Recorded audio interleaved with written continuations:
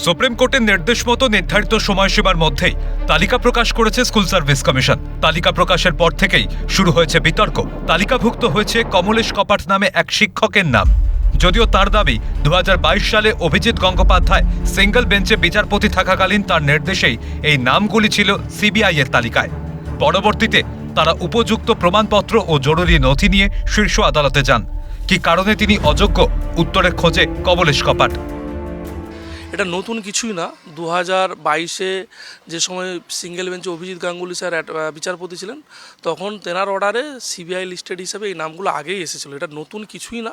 হয়তো কিছু মানুষের কাছে নতুন পৌঁছেছে, তাই নতুন করে রংচং দিয়ে এটাকে নাড়াচাড়া করা হচ্ছে। এটা ছিল, এবং আমরা আইনি প্রক্রিয়ার মাধ্যমে নিজেদেরকে সুপ্রিম কোর্টে নিয়ে গিয়েছিলাম, এবং সুপ্রিম কোর্ট পরিষ্কার বলে দিয়েছিল এই এভিডেন্সের ভিত্তিতে এদের চাকরি যাওয়া উচিতই না। সেই কারণেই ইন্ডিয়ান এভিডেন্স অ্যাক্ট তার মাধ্যম দিয়ে আমাদের বিচার প্রক্রিয়া সম্পন্ন করতে বলেছিল। আমাদের ব্যর্থতা, আমাদের দুঃখ বলতে পারেন যে কোনো আদালত আমাদের কথা শোনেনি, তার জন্য আবার নতুন করে এই লিস্ট এসেছে। এটা নতুন কিছুই না।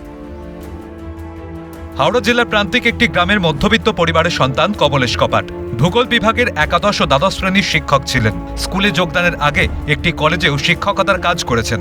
সম্পূর্ণ নিজস্ব যোগ্যতার ভিত্তিতেই চাকরি পেয়েছেন, এমনটাই দাবি কমলেশ কপাটের। সেই সঙ্গে তিনি আরও দাবি করেন তার এমন কোনো লবি বা টাকা নেই যে ঘুরপথে চাকরি নেবেন।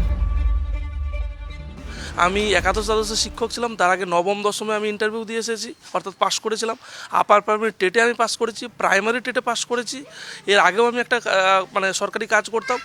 কত টাকা আছে আমার পরিবারের? আমি নিম্ন মধ্যবিত্ত পরিবার থেকে উঠে আসা একজন মানুষ, যে এতগুলো চাকরিতে পাস করার জন্য আমি কত টাকা দিতাম? আমার যোগ্যতাতেই চাকরি পেয়েছি, সম্পূর্ণ নিজস্ব যোগ্যতার উপরেই আমি পরীক্ষা দিয়েছিলাম, এবং তার ভিত্তিতেই চাকরিটা পেয়েছিলাম। কি কারণে তালিকায় নাম রাখলো কমিশন স্পষ্ট হয়নি কমলেশ কপাটের কাছে। তাই কমিশনের দেওয়া তালিকাকে চ্যালেঞ্জ জানিয়ে আদালতে যাবেন বলে জানিয়েছেন তিনি। কি কারণে তালিকায় নাম উঠল, প্রমাণ দিতে হবে কমলেশ কপাটকে। না, কমিশন কেন তার তালিকাতে আমার নামটা রাখলো সেটা নিয়ে অবশ্যই আমরা আগামীকালই কোর্টে যাচ্ছি, এবং কোর্টে ওনাদের সাথে সাক্ষাৎ হবে। এর আগেও তালিকা দিয়েছিলেন, এবং সেটাকে উইথড্র করতে বাধ্য করেছিলাম কোর্টের অর্ডারে। আমরা পুনরায় কোর্টে আমরা যাব।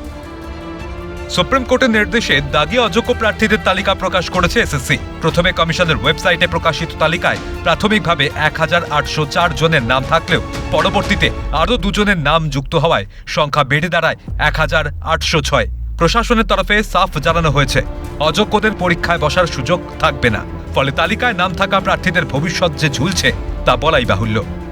ক্যামেরায় শুভময় দাসের সঙ্গে দীপাঞ্জনা সাউয়ের রিপোর্ট, ক্যালকাটা নিউজ।